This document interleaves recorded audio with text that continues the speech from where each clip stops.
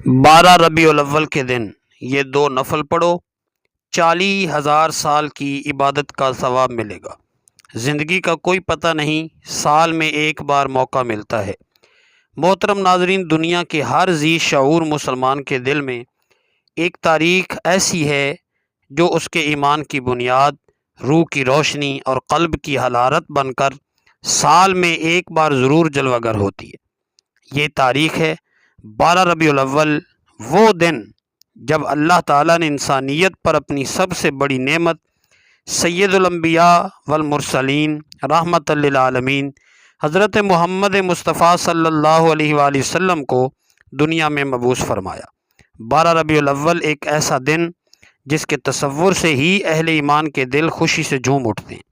یہ وہ دن ہے جس نے کائنات کی فضا کو معطر کر دیا، آسمانوں پر خوشیاں منائی گئیں، فرشتے صف در صف قطار میں کھڑے ہو گئے اور زمین پر نور ہی نور پھیل گیا۔ جی ہاں، یہ وہ مبارک دن ہے جس دن سرور کائنات رحمت للعالمین شفیع المذنبین حضرت محمد مصطفیٰ صلی اللہ علیہ وسلم کی ولادت ہوئی۔ اس دن کو اللہ تعالیٰ نے اپنی رحمتوں سے مزین فرمایا، اور اس دن کی نسبت سے ہر وہ عبادت، ہر وہ نفل، ہر وہ دعا جو بندہ مخلص دل سے کرے، اس پر بے پناہ ثواب اور برکت نازل فرماتا ہے۔ آج کے اس پرآشوب دور میں جب ہر طرف نفس پرستی، دنیا پرستی اور غفلت نے دلوں کو گھیر لیا ہے، ہمیں ایسے مبارک موقع کو غنیمت جاننا چاہیے۔ 12 ربیع الاول سال میں ایک ہی بار آتا ہے، لیکن اس کی ایک رات کی عبادت ہمیں 40,000 سال کی عبادت کا ثواب دلا سکتی۔ اگر ہم اسے دل سے منائیں، نفل ادا کریں، درود پڑھیں اور اپنے رب سے تعلق جوڑیں، یہ دن جہاں جشن میلاد مصطفیٰ صلی اللہ علیہ وسلم کا باعث ہے، وہیں اللہ تعالیٰ کی عبادت اور شکر گزاری کا بھی ایک نادر موقع ہے۔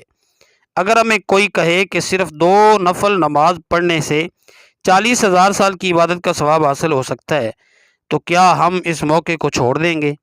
کیا ہم اپنی سست روی، مشغولیات یا غفلت کو اس قیمتی نعمت سے محروم ہونے کا بہانہ بنا لیں گے؟ یقیناً نہیں۔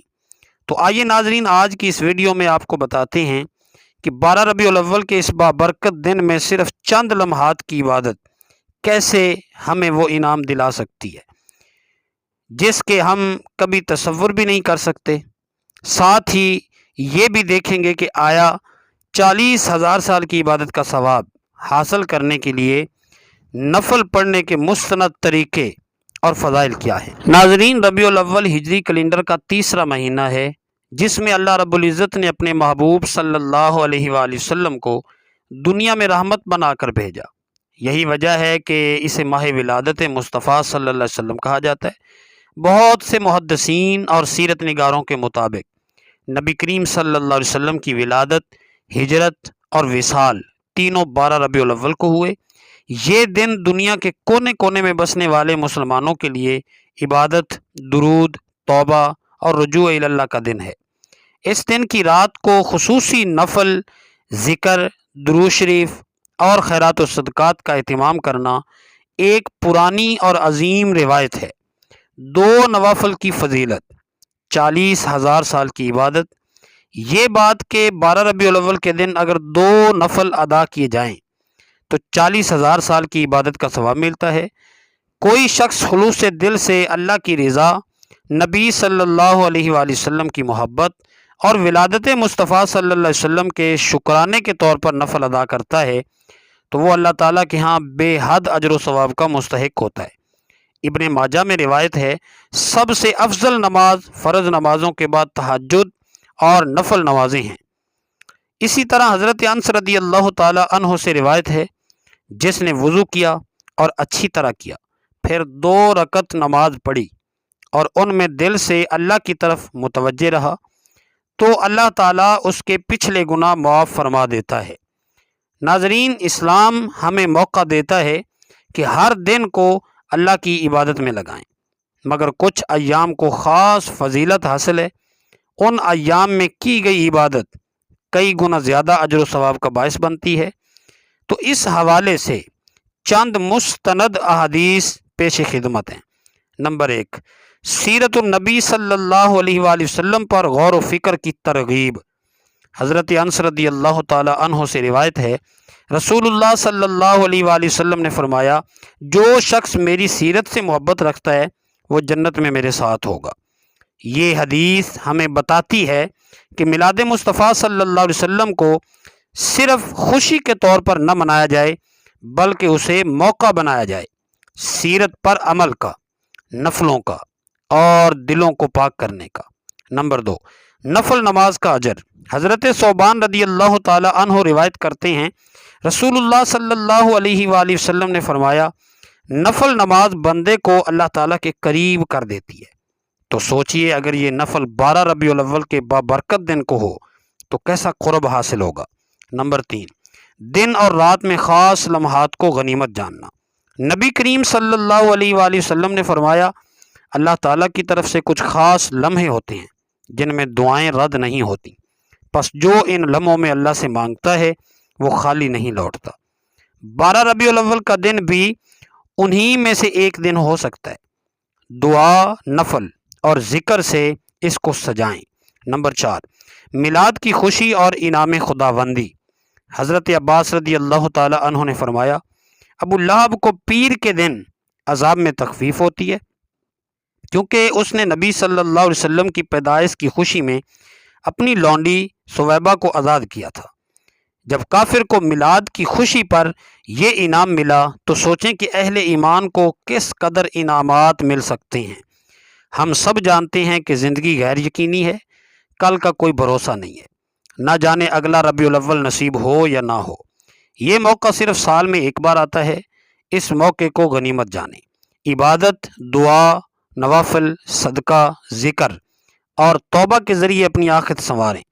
قرآن مجید میں ہے، اور اپنے رب کی مغفرت کی طرف دوڑو اور اس کی جنت کی طرف جو آسمانوں اور زمین کے برابر ہے، جو متقین کے لیے تیار کی گئی ہے۔ محترم ناظرین، انسان خطا کا پتلا ہے۔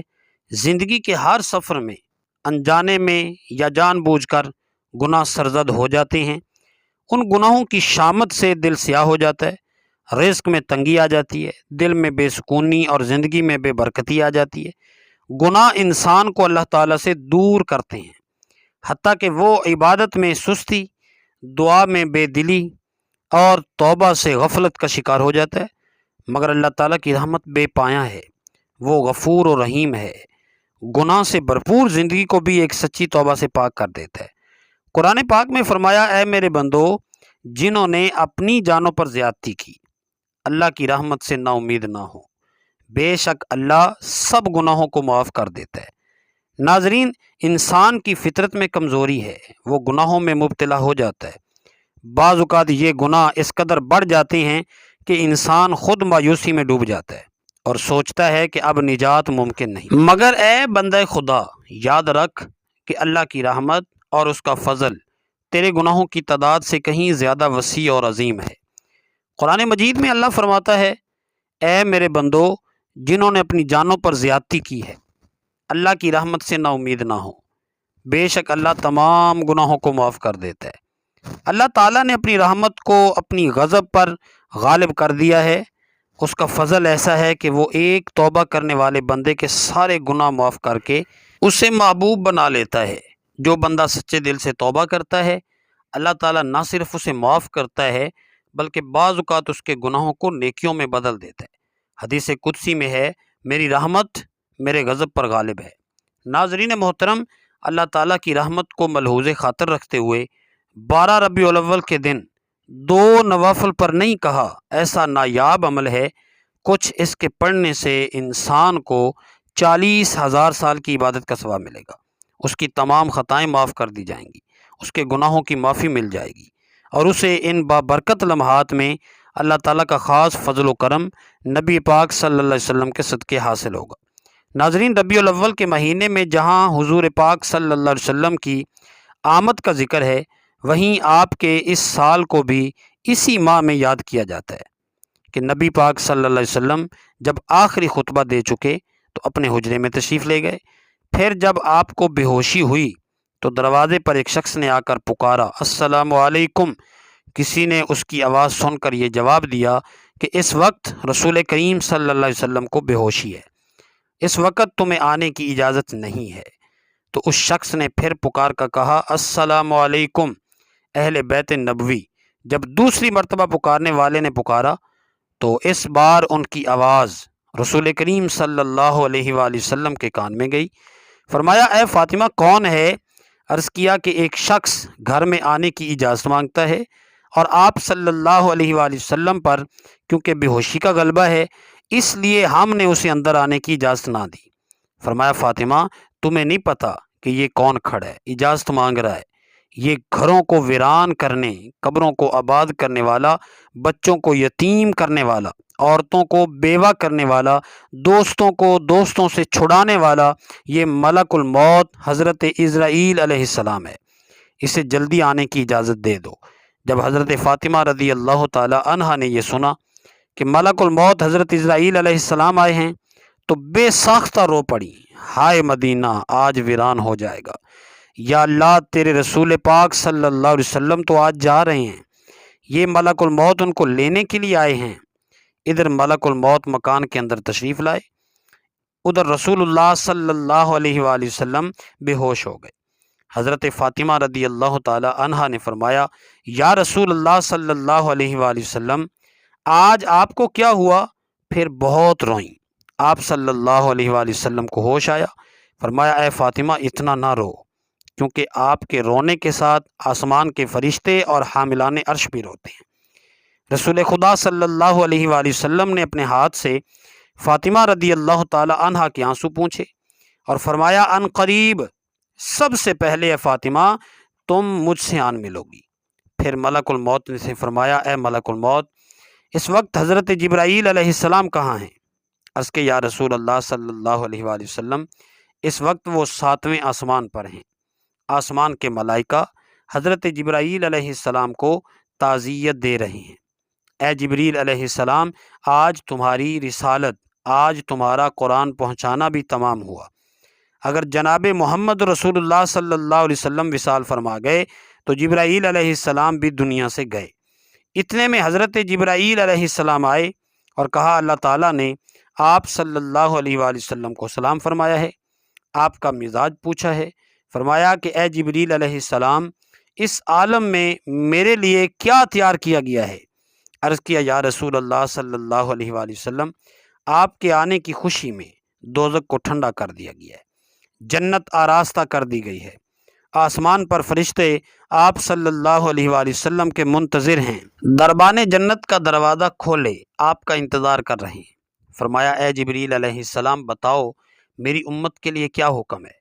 فرمایا کہ جس کے ہونٹوں میں جان رہ جائے گی وہ بھی اگر دل میں توبہ کرے یا توبہ کے لیے ہونٹ ہلائے گا تو بھی 1000 برس کے گناہ معاف ہو جائیں گے، اور جس نے توبہ کی اس کو آپ اپنی شفاعت سے بخشوا دیں گے، آپ جس کی بھی شفاعت فرمائیں گے وہ بخشا جائے گا، آپ غم نہ کھائیں۔ اتنے میں ایک اور فرشتے نے حاضر خدمت ہونے کی اجازت طلب کی تو رسول اللہ صلی اللہ علیہ وآلہ وسلم نے ارشاد فرمایا کہ جبرائیل علیہ السلام یہ کون ہیں؟ عرض کیا یہ حضرت اسرافیل علیہ السلام فرشتہ ہے، آسمانی دنیا کا دروغہ ہے، جس دن اس نے اپنے آپ کو معراج کی شب میں دیکھا آپ کے جمال کا عاشق ہوا ہے، آج اسے معلوم ہوا کہ رسول خدا صلی اللہ علیہ وسلم وصال پائیں گے۔ اس نے بارگاہ اقدس میں عرض کیا میں نے رب الہی سے عاجزانہ دعا کی تھی کہ مجھے ایک مرتبہ اپنے نبی پاک صلی اللہ علیہ وسلم کی زیارت ان کی زندگانی میں کرنے کا موقع عنایت فرمایا۔ یہ فرشتہ اللہ رب العزت سے اجازت لے کر حضور پاک صلی اللہ علیہ وآلہ وسلم کی زیارت کرنے کے لیے حاضر ہوا ہے۔ رسول خدا صلی اللہ علیہ وآلہ وسلم نے ارشاد فرمایا کہ اے ملک الموت تم میری زیارت کرنے آئے ہو یا میری روح قبض کرنے کے لیے آئے ہو؟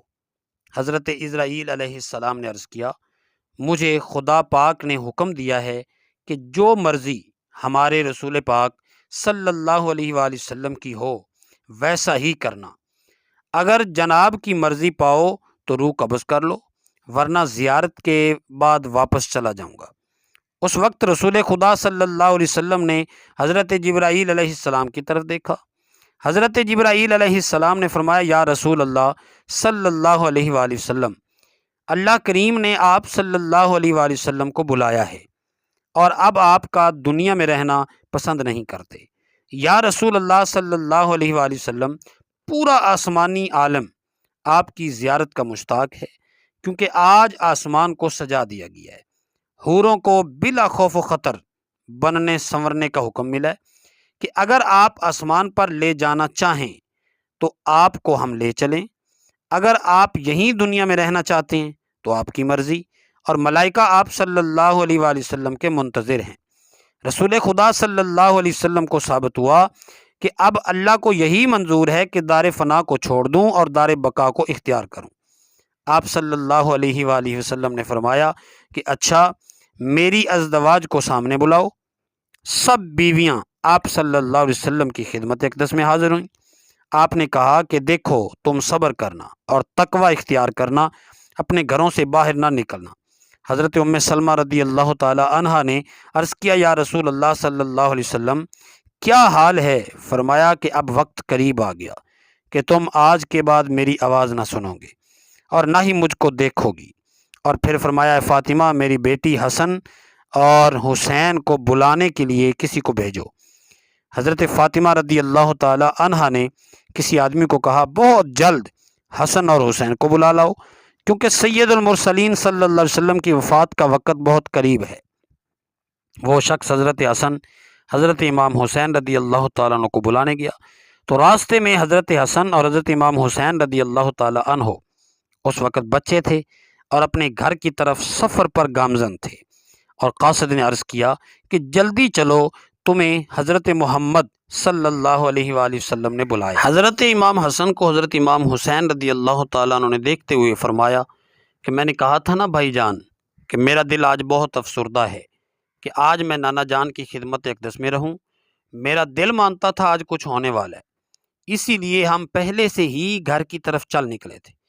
حضرت امام حسن اور حضرت امام حسین رضی اللہ تعالی عنہ نے فرمایا کہ اتنی جلدی کیوں ہے؟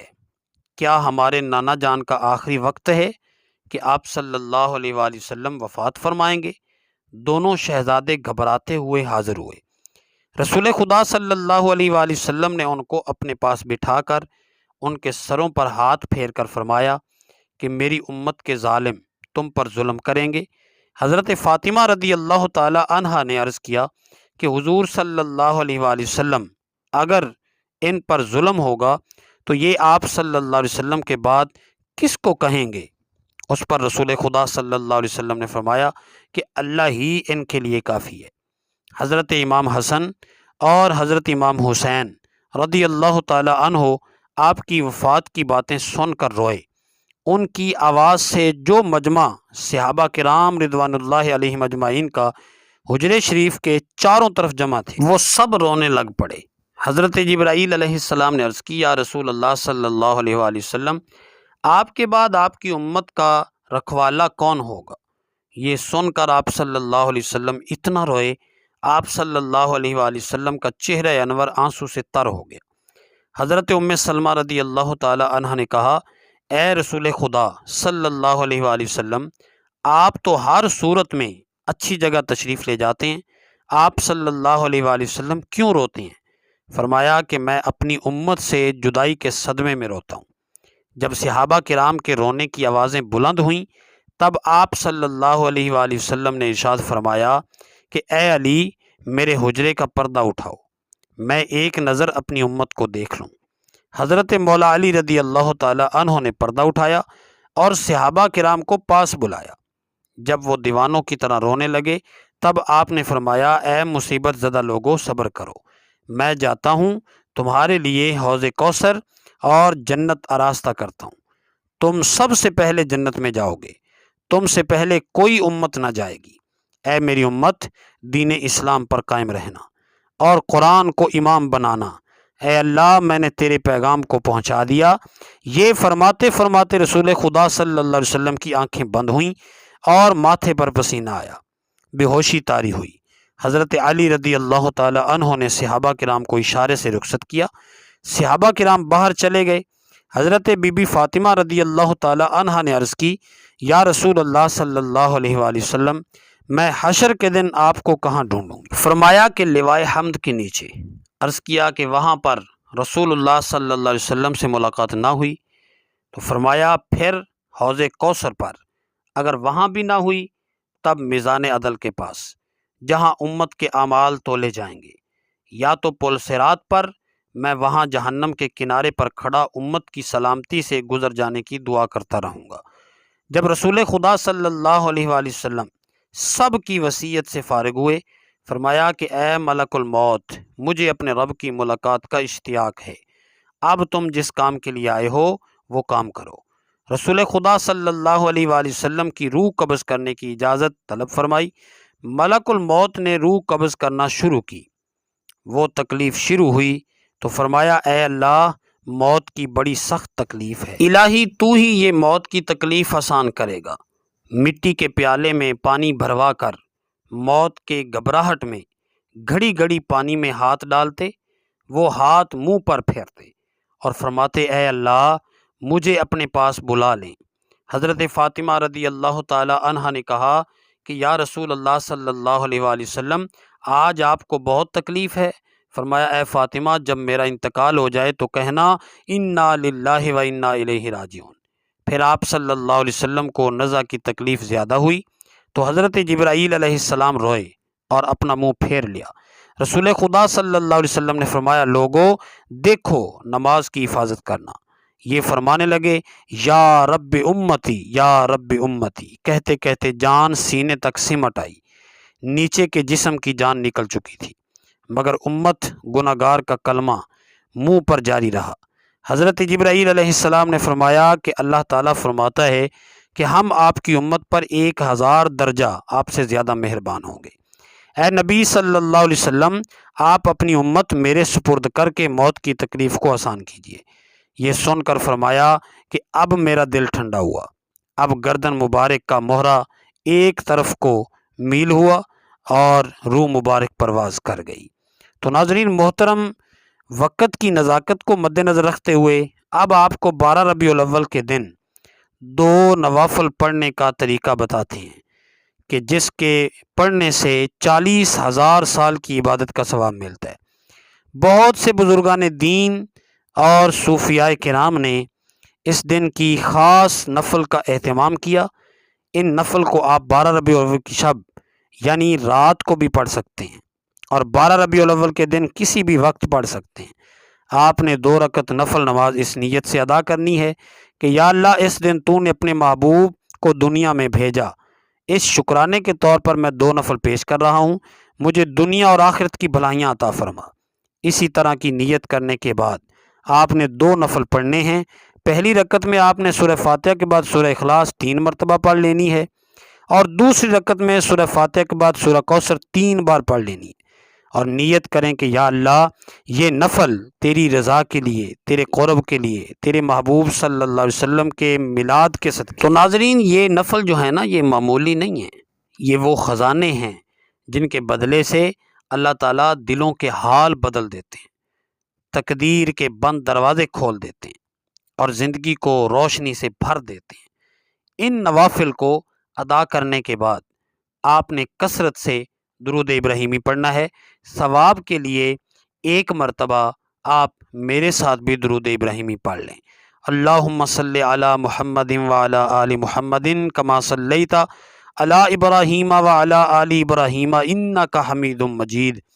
اللہم بارک علی محمد وعلی آل محمد کما بارکت علی ابراہیم وعلی آل ابراہیم انک حمید مجید۔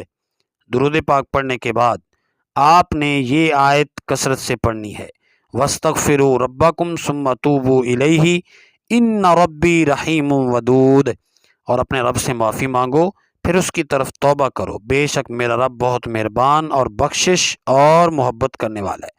پھر دعا کریں اور اللہ سے عاجزی سے مانگیں۔